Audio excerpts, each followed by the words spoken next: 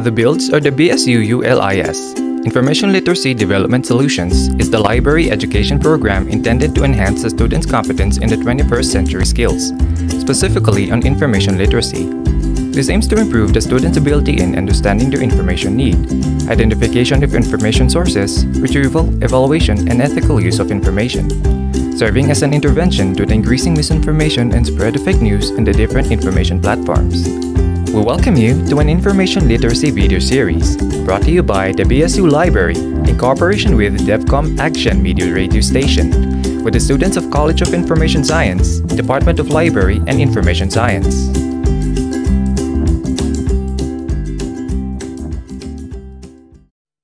Now that you know the different types and categories of information sources, you must learn how to retrieve information effectively and efficiently.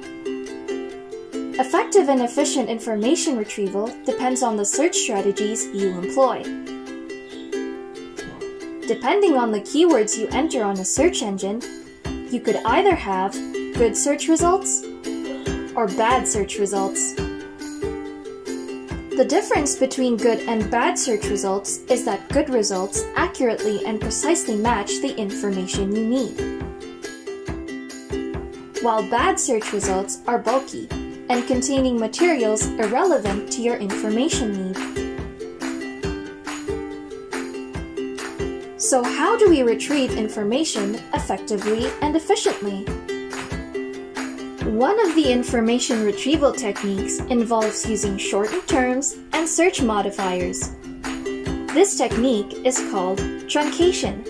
Truncation helps you key in a shorter keyword while still allowing you to retrieve the best results. Here are some of the techniques you can use to improve your information retrieval.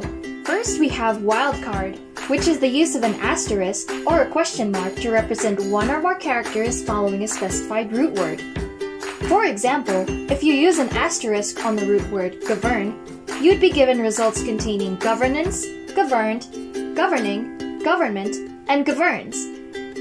If you use a question mark on the word color, you'd get results with or without the letter U. The next technique is phrase searching, which is the use of quotation marks to search for exact phrases or a sequence of words in a sentence. For example, you want to recall a quotation that goes like, "He who fights monsters, something something does not become a monster." Applying the use of wildcards, the search will be able to show you the whole quotation from the book of Friedrich Nietzsche. Whoever fights monsters should see to it that in the process, he does not become a monster. And if you gaze long enough into an abyss, the abyss will gaze back into you. Another technique is called in-searching, which helps you search from specific sections of the web resource. One is the use of in-URL. This is used to search for keywords from the URL itself. For example, if you are looking for a web resource containing Happy Planet in its URL, simply type in URL before your keyword. Another is in title.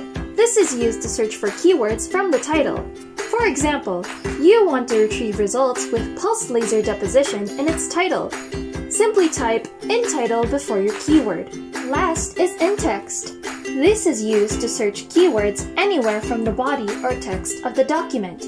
For example, you want resources that discuss or present the phytochemical analysis of a certain plant. In that case, type in text before your keywords. Other specialized searching include the following. The first is a cache. This is used to retrieve results from the cached version of a page. An example of this is when you want to look for a cached version of the BSU website to access the website faster. Another is the use of a file type. This is to retrieve results of specific file types or file extensions.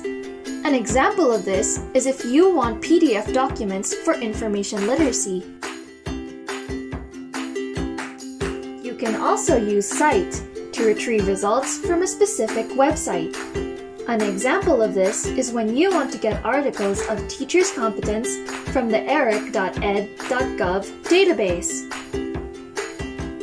There is also hashtag searching to retrieve grouped or tagged public posts of the same topic. An example of this is when you want to search for similar posts for iGen.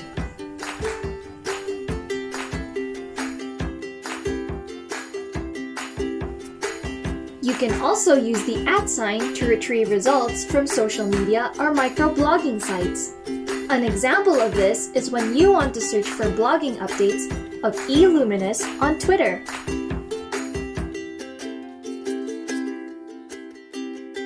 Apart from truncations, there is also the use of Boolean operators.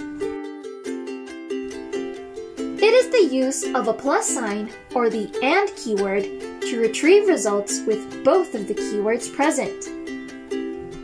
This could also be the use of a slash sign or the keyword OR to retrieve results where either of the keywords are present.